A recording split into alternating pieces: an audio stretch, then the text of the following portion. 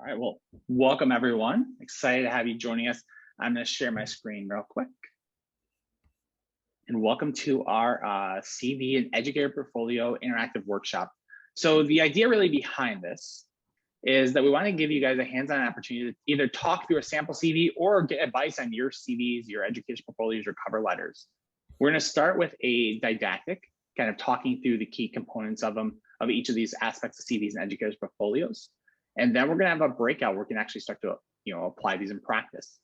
What I ask is if anyone's interested in getting feedback on their CV, their educator's portfolio, their cover letter, if you can send a message directly to Kristen Miller, she will help to kind of sort this out. And then when we do breakout groups, we'll make sure that you're in a breakout group where you can get targeted feedback, because that's the most applicable way. We have sample CVs we can go through, but that's usually the most applicable way is how can we get the best version of your CV and help work together and utilize that session to do so. These are our speakers. So it's myself along with Wendy Coates, Andy King, Sarah Krasiniak, and Kristen Miller. We all look at tons and tons of CVs. And so we wanted to really kind of share our expertise here to really, again, bring it up to the best level CV you can. We have no conflicts of interest to declare. And then other than that, we're going to get right into the session. And so let's talk big picture. Why does this matter? Why are we spending time on this? And well, for one thing, if you're in an academic job, it's how you get promoted. It's how you get tenure, if that's something relevant there. It's how, because most emergency physicians don't stay in a single job indefinitely, it's how you find another job. When you apply for jobs, they ask to see your CV. That's something that has to be up to date and accurate, and you want to put yourself in the best possible light. It's also how we get on committees and how we get leadership positions. It's, again, you want to have that CV really kind of teed up to be the best version it can be, to make yourself competitive for whatever you're going for, again, whether it be promotion, whether it be new jobs, whether it be leadership positions. And so we're going to break down a sample CV based on kind of an amalgamation of the group of the 5 of us based on our institutional guidelines and kind of what this ends up looking like. So this is your typically first page of it. You'll see at the top, your name should stand out. People, when you're getting jobs, get tons and tons of CVs across their desk. So you want your name to stand out. So I recommend putting a bigger font, make it bold, put it at the top, include a date. Sometimes you might send an updated CV to the employer. Like, let's say you reach out in July saying, I'm really interested in working here. And they're like, that's cool. It's academics. You won't hear back from us for like 6 months. So when you follow up with them in a couple months and you give them a new CV, they're going to have trouble separating out which one's new. So you want a date in there so they can actually separate that out, but also for us to keep us on track, because that way it helps us identify when is the most recent version. Address and phone number is good to have at the top. Just be conscious that CVs float around, especially for like leadership positions. They may get sent around in a larger group. So often I'll use like office numbers or office addresses as opposed to my personal cell on something like this. Email doesn't really matter because the emails are so spread out anyways. But for other things like, again, home addresses, phone numbers, I don't recommend putting them on your CV unless it's to a very specific group. And as you kind of go down the list, you'll see education. Typically, it's going to be your graduate things followed by your postgraduate, so like residency, fellowship. You'll see there's dates on there. You want to have it in a sense that you can kind of track through when you started and when you ended, as long as it's something relevant to it. Including relevant things in there like the majors and minors. If you're AOA, if you go humanism, you can put those on there. And you'll see that kind of it follows this like reverse chronology, meaning that the newest thing comes before the oldest piece. When you get into, because we're not going to show an example of this, but when you go into the subsequent pages, you generally want something that's going to help ensure this all stays together. So usually like you'll have a header at the top right corner or somewhere along there that has your name. So if let's say the top page and someone prints it out and the top page gets ripped off, they have no idea whose CV it is. So you want something that can kind of help ensure that kind of stays together. And the same concept is some page numbering in the bottom right or the bottom left or somewhere that can just kind of, again, help to ensure that it follows. If something happens, it gets pulled apart, you can put the whole thing back together. If you have these, and some of these categories may not apply, so we're giving them here, but understanding if they don't apply, this would just be something you'd leave empty, and then when it does apply, you'd add it in. So on the last page, you'll recall that we had something for fellowship training. Sometimes you go through some training that's not really a fellowship. It might be like ASAP teaching fellowship or Merck Accord. That's a training program. It's just not like a formal GME type or non-HCGME type fellowship. And so for something like that, you need an area, and I recommend you include something like leadership training or advanced training. So you do get recognition for what you're doing, even though it isn't like, again, one of the traditional GME-based fellowships. Academic appointments, you want to lay out like where, are you clinical instructor, assistant, associate, if this is relevant. During residency, this doesn't come up, but once post-residency, it will. And then employment, like where have you been, where are you working at? A lot of times people might moonlight in other areas, so it's good to keep track of that. For employment, it's a little bit more of a gradation. So when you're a resident, I think you include a lot of stuff that happened before residency as long as it's relevant. Like if you're a scribe, it's probably relevant. If you're a full professor, it's probably no longer relevant that you were a scribe 20 years ago. So you want to tie it into like where you are in your current career stage.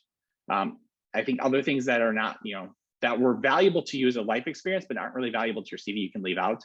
So similarly, if you had, worked as a cashier at a grocery store, or you'd worked as a caddy, or you'd worked as a waiter or waitress, like if you've done server jobs, something like that, that's relevant life experience, and it does help for your interview, but probably not in your CV. So you're going to kind of tailor it in things that are directly relevant to help support that.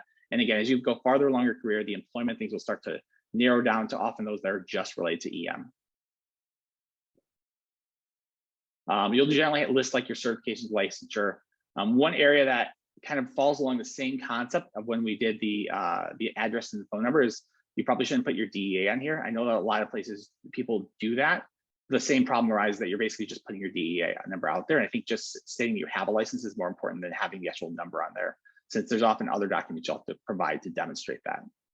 You want to include like honors and awards, things that reflect things you've been honored with, and include the dates for those.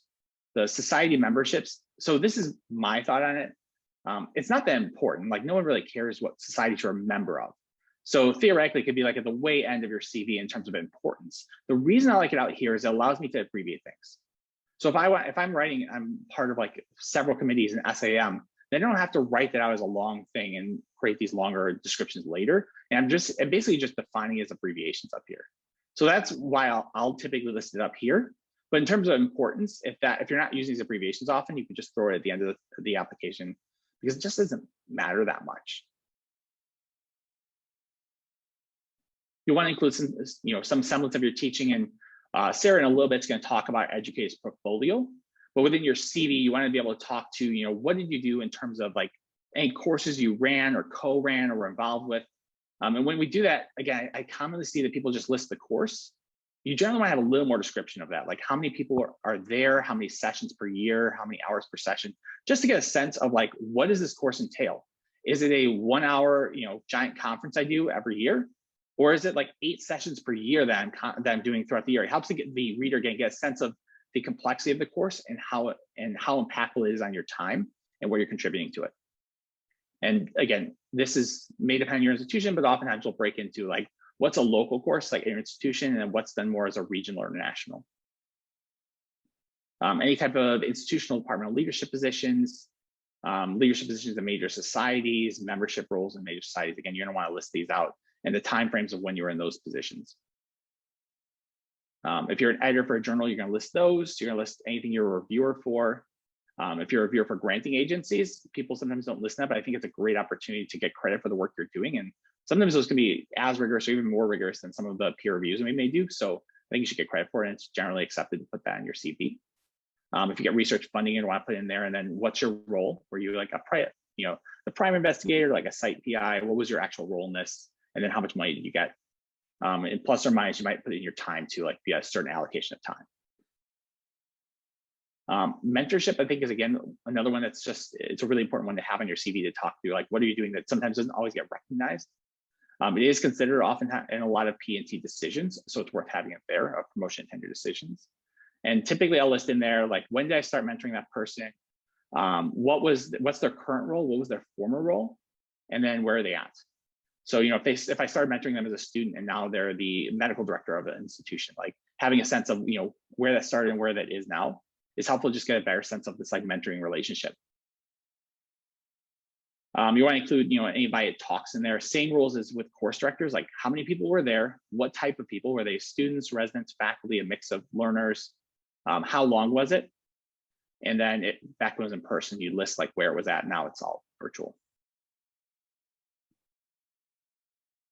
These I actually pulled directly off my CV, just to get a sense of like what things look like. So poster presentations, you'll want to pull out, this is kind of a standard format of it. So like who gave the talk, who gave it, what was the, what was it called, when was it presented, the dates, and then where. And so in this case, like what I typically do is I'll highlight my name to kind of emphasize where you are in this kind of author architecture. And so you say same thing with like peer reviews. It says like where you were kind of that group. It has the journal, and then if it's something published, like item number 2, I'll include like the DOI, or I might pull like the direct PubMed index citation. If it's something that's accepted but not published, I'll list it there as well and just put the acceptance date, because sometimes it takes a while, and that's something, you know, you should still get credit because it's accepted in there. This is institution dependent. Sometimes some institutions are actually okay or recommend including manuscripts in preparation. So meaning this is planned, you know, this site is completed, but I've written up a manuscript, I haven't submitted it, or I submitted it's in review. And that's often, again, institution dependent. So it's worth kind of checking what your guidelines are on that. Book chapters you want to include in there, and then any kind of like podcast, webinars. Again, digital media should be on there. Anything you're doing helps contribute to the kind of sense of you, what kind of scholarship you're doing is really important to have on here. And then the last one is the references. So the last page, I commonly see this references on request. I think it's better to just list your references. It makes things a bit easier. Your references should generally know they are your references, so that they're not surprised when they get reached out to. You want to have like all the relevant up-to-date information and a couple different ways of contacting them, because some people still like to do letters. Some people like to call, some people like to email. So you want all those things to ensure they're up to date. And just being conscious of who your references are. If you're applying for a new job, you probably don't want the chair of your current job being a reference, or maybe you do. Depends on how your relationship and decision and approach this is. But just being conscious of who your references are, and making sure, again, that the data is up to date and they know that they might be contacted about this. So before I pass on to Sarah, I want to add a big caveat here. We've been going through this as one kind of a hypothetical format of this based on our kind of institutional guidelines, but your institution may differ. So there may be things that we have here that your institution recommends a different way of doing it, and that's totally fine. Your end point, your kind of gold standard should be your institution's guidelines. So if there's something that differs, go by your institution. What we provide here is kind of a base structure. And occasionally what I actually do for Rush, because our institutional formatting looks awful online, is I have 2 CVs. I have an institutional CV, and I have my CV that looks much nicer that I send out to, you know, organizations when I'm applying for like leadership positions. And so it's okay to have 2 as long as you keep them up. But the key is make sure you have the institutional version, that you're following that at least for your institution pieces of it. Keep it up to date. And with that, I'll kind of pass along to Sarah. Excellent. Well, thank you, Mike. And we're going to transition from talking about a CV to the medical educator's portfolio, which is really sort of an adjunct to your CV. In full disclosure, as our group was getting together to plan this, we realized that none of our institutions actually require us to keep a medical educator's portfolio. So it's something that was really important for you to know at your institution if this is something that's required of you. But even if it's not required, you know, I hope to make the argument as we go through these next slides that for all of us as educators, this is something that we should really consider keeping up with. So you'll sometimes see this called a teaching portfolio or an educator's portfolio. So you'll see it referred to in a couple different ways, but really it's all the same thing. So in general, the medical educator's portfolio tends to be a more detailed version of your CV, really focusing on those educational activities that you're doing. One of the biggest differences is that it will contain this evidence of effectiveness of your teaching. So this will be like teaching evals, lecture evals. You know, it's one thing to list it in your CV, and it should be in your CV, but this is the place that, especially when you're looking to go to a job that's academic, where they want you to be an educator, that the people that are in charge of hiring and reviewing this can look at that and say, not only did you give that lecture, but you gave that to 130 people. And your eval showed that like everyone thought you did an excellent job. So that's really going to be important. And it can also be a repository of your actual work. So we'll talk about a couple different organization methods, you know, like back in the old days where you had like a filing cabinet or like a folder portfolio thing, you could just throw lectures or different things into it. But now with online options, again, you know, you can put your lectures in there. It's an easy place to keep presentations that you might have done. So as you start to think about your portfolio, just let it tell your story. You know, what is it that that you do as an educator? Think about all of the things that occupy your time with your role at your current institution, in other organizations, with faculty development opportunities. And really the portfolio should help someone who doesn't know you. I mean, that CV is a great sort of starting place, right? Like that's the screening. Let's just look at the highlights. Let's look at where you went to school and did residency. But this is then really like filling in all of those blanks and helping someone realize, okay, but who are you as an educator and who are you as an academic physician? And this is what's really going to tell that story. One of the references here is from Dr. Kuhn in 2004, and just sort of a way to look at what the content should be. And again, not all of this has to be included. Again, you can reflect on your own activities, but think about, again, what it is that you're doing. And these are some examples of things that you could include there. And again, really almost everything in this should also be listed on your CV, but this is the place, again, to say, yes, I got this award, but this was awarded by the entire group of nurses in my emergency department for my collegiality and ability to work well in a team. You know, like this is where you really get to describe what those awards are. You know, we've all looked at CVs where I'm like, well, I don't know what that award means. It sounds great, but I don't know. And this is really a nice way to describe it. I will just say that the philosophy of education is something that I think it takes a lot of, dedicated kind of brain power as you reflect on your activities in terms of what is your philosophy of education. But this is something that should be a part of your educator's portfolio. And it's going to be really important when you write that cover letter for your next job and you're describing to this place why they should look at your CV, why they should consider you for a job. Being able to describe what your philosophy is as an educator is really important. And I don't think, we do enough training on it, or we hear enough about it. It's like all of a sudden you're plopped into the academic world and someone says like, and what's your philosophy of education? And you're like, I didn't know I was supposed to have one. So this is a great place to build it out. And we'll talk a little bit more about how you can use the portfolio to inform that philosophy. The other really nice way to use your educator's portfolio is as a reflection tool. So as you start to write all of this down, use it once or twice a year. Meet with your mentor or your advisor or whoever it is that's overseeing your development in your local institution. Or, again, in this virtual world, you might have a community of practice that's virtual. But use it as a reflection tool. Look at it and say, like, where are the holes? So like, where do you need to be more engaged? Are you doing a lot of stuff with residents, but really missing out at the medical school level? And this can be a way to highlight that you do need to get more involved with the UME level. And again, looking at the educational philosophy. So look at the things that you're doing, see what it is that really excites you. Where do you really excel? What are the approaches that you tend to use in education? And use that to help develop that educational philosophy. And then the other thing is that you should use this as a guide. Again, hopefully this is done with the help of a mentor, but list 5 goals at the end of it. So as you use it as that reflection tool, again, once or twice a year, at the end of it, list 5 goals of things that you want to accomplish in the next year. Maybe you want to take on more mentorship roles. Again, Dr. Gottlieb talked about listing your mentorship responsibilities in your CV, but this again in your educator's portfolio might be where you really describe what it is you did with each of those people. Where, you started with them as a medical student, then they matched into emergency medicine residency, and you've continued your relationship with them through residency on projects. So, you can have all of that, but use the portfolio then to help you realize, but I really, I haven't had a mentor, I haven't been a mentor to someone for a couple of years. So this year I'm really going to identify a way to be, a better mentor or to have more mentoring activities.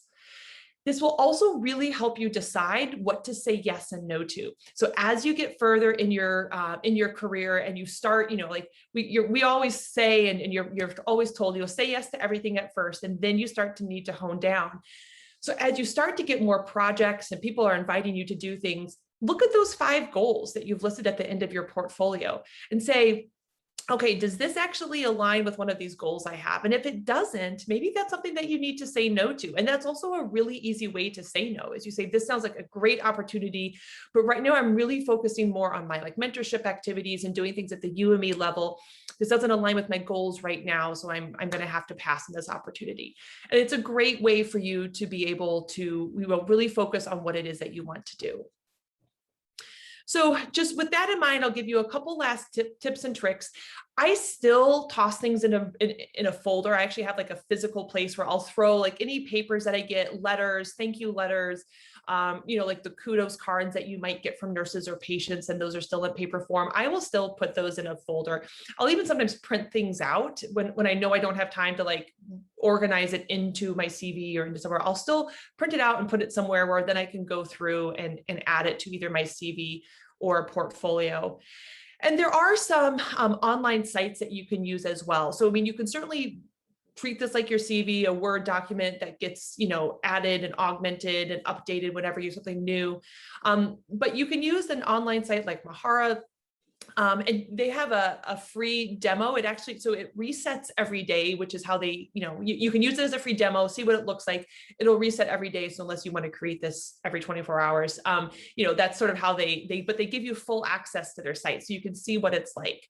But this is a great way to categorize everything, keep track of everything. You can share it with your mentors so they can, see, in real time what it is that you're doing. Again, in our virtual world where we are, encouraging people to find mentors that are at different institutions. This is a great way to engage and keep them in the loop and have that communication with them. So with that, I will turn it over to Dr. Coates. Thank you so much. Well, we've heard a lot of really great information about some important things that you can do to make sure that you're well represented and ways to organize it. And right now, what I want to do is I want to talk about some pearls and pitfalls of applying what you've heard about so far. So first thing I want to point out is that a resume and a CV are very, very different things. And what we're talking about today is your curriculum vitae, which really just tells about literally everything you've accomplished. So if you wanted to just go get a job in business, you would probably be giving them a one-page overview of all of your talents and major accomplishments, and that would be a resume. And there may still be a place for that, but what we're really talking about today is the curriculum vitae for your academic dossier for promotion and all of the other things that Dr. Gottlieb talked about earlier. So what happens is there's a million CVs that promotion and tenure committees have to look at. When you apply for a job or a residency program, the program directors or the chairs have to look at so many CVs. So your job is to make your CV appealing and one that they actually don't have to work at to understand. You want to make it super easy for them. And some of the things I'm going to talk about now are going to make that happen for you. So all of the basic elements can be included on CVs of various formats. And so what you basically want to do is take all of the elements that were described earlier, find out what your institution recommends as, well, not even recommends, but mandates as the format that you need to use for promotion and tenure. And then you fill in your CV according to what they say. So on the screen, you see that there's two examples here. Harvard has a template. So you just fill in where it says what it says, and that's your CV. UCLA, actually the entire University of California system, has a different way of doing it. They tell you what they want you to do and they give you an example, and then you need to create it yourself. So basically, you want to find out what you're supposed to do and then do it the way that they ask you to do it. And if you change institutions, one of the first things you should do when you get to the new place is convert your CV to the new institution's format. On either of the forms, if they have a category that doesn't actually apply to you, don't delete the category on your master document.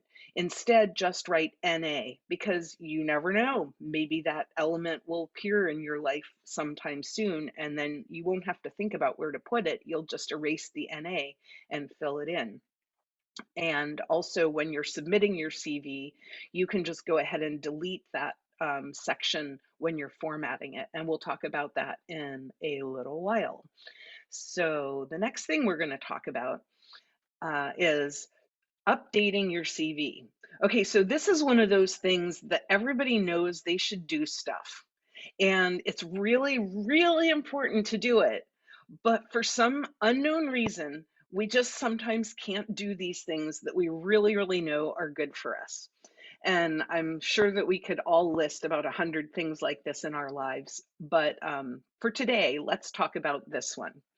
All right, so some things that you should do are you should update your CV regularly. How you do that is kind of up to you. How do you operate? What is the most successful strategy for you? Like, do you want to get a prize and then like you hold it up there and say, when I update my CV, I can have this? Are you like OCD and like the instant you do something or hear that something got accepted, you drop everything, pull over to the side of the road if you're driving and like update your CV? It kind of depends who you are. And the most important thing is that you come up with a system that works for you, and then you update your CV. So you want to do it like as it happens, or at least weekly or monthly or something like that. And the nice thing about that is you're not so likely to forget important things. I think we've all been in a place where we have to write some sort of summary and we're like, oh my gosh, I really wish I would have like paid attention to this advice. And you're struggling and it takes about 10 times longer to do it the wrong way. So just gonna go right out there and say, just do it, okay? So update your CV, and you can format it later, and you can, make it look pretty later, but at least get the information in there. So some things about CVs that are kind of nice. It really helps you combat imposter syndrome, because look at all these exciting things that you can read about yourself. Wow, I must be pretty good. Look at that. Um, Next, when you fill in the gaps when they're available. Okay, so let's say that you just got a paper accepted. You got this notification from the journal. You happen to be sitting at your computer, so you just go to your desktop where you keep a handy dandy copy of your active CV. Click on it, go to that page where it lists your publications, and then you enter in the paper that just got accepted. Well, you don't know what page number it's going to be. You don't know what its PubMed ID is going to be or any of that. But you can just go ahead and list it. And then on one of your regular update sessions, you can go back and fill in those data whenever you know what they are. Make sure your CV looks okay. This is something that really speaks to who you are and says a lot about you.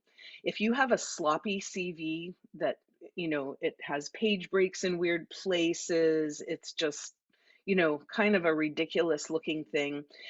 What that's going to do is it's going to make people wonder if you're a sloppy physician. And, maybe they're not going to take a second look at you because you couldn't even pay attention to the details about selling yourself. All right, next we're going to talk a little bit about your CV history and why this is an important topic. So here's, this is just kind of like a screenshot of some of my CV history that is like, there's a gap because I didn't want to fit it all on one screen here. But it's really, really kind of interesting to see your progress as you've gone along from your first CV. And it's, I have been doing this with my medical education fellows over the years. It's like, okay, here's what your CV looked like when you showed up. And here's what it looks like now that you're graduating, and kind of like make a big deal about that on their graduation at the graduation ceremony, like kind of as a metric. So how you do this is about December 31st or January 1st, you set a calendar reminder to transfer over your CV to the new year. And then you just save your old CV with your name and the, like the year or month and year or something like that, and put it to rest. And then the new CV that you're working from is the new year. And the nice thing about that is when you are asked to say, what did you do in the last 5 years since your last promotion? Then you can pull out all these CVs and you can say, oh my goodness, I really have done a lot. Wow. And it gives you a chance to highlight, all the new articles or lectures or all the new leadership things that you've been doing. And you just have a nice way of referencing that.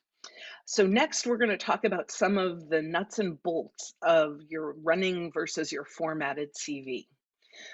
While you are having this long document, it's really, really not a good idea to try to repaginate it every single time you add something. Just keep a running document that isn't paginated and add the stuff as you need to. And then when it's time for you to send out a CV, then you open the CV, you push save as right away and rename it with your name and either the month hyphen year or something like that. So, today I would do like Coates 5-2021 and then save it as a Word document so you can work on it. And then once you're done working on it, save it as a PDF so that it can be translated into a readable document that the formatting doesn't change when the person opens it on their own computer. So what you can do is you can add a few extra line breaks and you can add a few different things that can make your pages look nice. You can sort of make a space at the top of the page so it moves the body of the work down. But what you don't want to do is you don't want to have half of a section on one page and the other half of that section on another page if they will look much nicer and fit all together on one page. So for example, if you have 100 publications, you're definitely not going to put them all on one page, but you really should start them on a new page. And then you shouldn't break up a single publication onto 2 pages. You should move that as a little paragraph onto the next page. So this is a really good way for you to just transmit your CV to people who are going to be like reading them. And then kind of my last slide is a little bit of advice, a life advice and career advice that maybe extends just a little bit beyond the actual CV pearls and pitfalls, but to kind of consider your longevity in your institution versus your portability to every other institution. So maybe you are a medical educator, or maybe you are like in the clinician educator track because your school has that, or maybe you're in like an academic leadership track. Whatever your series is at your institution, you should choose the exact right one for your goals and look at the promotion criteria and see if you have the skills or could develop the skills under mentorship to advance, like pretty much guaranteed in that track. But if you decide, like after you become an associate professor and you want to transfer to another school and they don't have that same track, well, then they're going to hire you like as a beginning assistant professor again, and that's kind of a demotion. So one of the things that you can kind of keep in the back of your mind is like always think of getting promoted in a generic sense. So, there's kind of like if you asked all of my senior colleagues, so if you had to tell all these people like what's sort of the minimum requirement, I think most people would probably say in most tracks, you know, probably about 2 publications a year is what many promotion and tenure committees are going to be looking for. So if you kind of internalize that as a personal goal, that you at least want to reach that minimum, then if you decide to go somewhere else, you can either, maybe you could even skip ahead in a track, and that usually comes with a little bit more money and a little bit more prestige with your colleagues. But you want to just kind of keep that in mind, and not just get mired in sort of an easy track at your own place that just requires you to show up, for example, to get promoted, because it might lead to disappointment later. And just in, you know, what they usually say when they ask for promotion letters is, you know, if this person is being appointed as an assistant professor, they should have local notoriety. So that means, you know, that they can do stuff at their place, at their emergency department, they could do it at their medical school or at their hospital, and that they're well known there and have done a good job. To get promoted as an associate professor, usually they should have regional recognition. So, you know, like I'm at UCLA, so maybe that would mean that somebody at USC would invite me for a lecture. And so that's kind of local recognition. Or maybe, you know, I'd get invited to, you know, give grand rounds at another program in another part of the state or something like that. So regional recognition. And to be promoted to professor, you really ought to be nationally and or internationally known and have a significant body of proof of concept that you've accomplished something that most people know about in the country within your discipline. And so just that's kind of like a window on way down the line for many of you, but just something to keep in mind. Your CV, when you're writing it and when you're planning your career, it's always helpful to ask your mentor to look at your CV and give you advice. It's also helpful if you ask for some of the colleagues who are a notch ahead of you to share their CV or, you know, their wisdom of how they got to where they are. And if you read their CV and compare it to yours, you can kind of see where you're going to need to be to make that next jump. And sometimes you can also ask a neutral party and ask for actual feedback instead of just like feel good feedback, because the P&T committees, like, they don't really make you feel good if they reject your promotion. So anyway, with that, I'm going to turn it over to Dr. Miller, who is going to tell us about what happens next. All right, thanks everybody. So we have 2 breakout rooms set up. Patricia has got those all set up, and you should be getting kind of an invite to join one of those breakout rooms. Thanks to Phil and Marnoush, who have both agreed to share their CVs in each of those breakout rooms. And if we get through those, we have some kind of sample ones as well, or once we're in a group, if folks want to go ahead and volunteer to share their CVs, we're happy to kind of work through those as a group. We're not going to come back together as a group. We'll kind of finish off the session in our breakout rooms, but please feel free to reach out to any of us as presenters afterwards if questions come up, or if you have a CV that you would like us to look at or review after the session.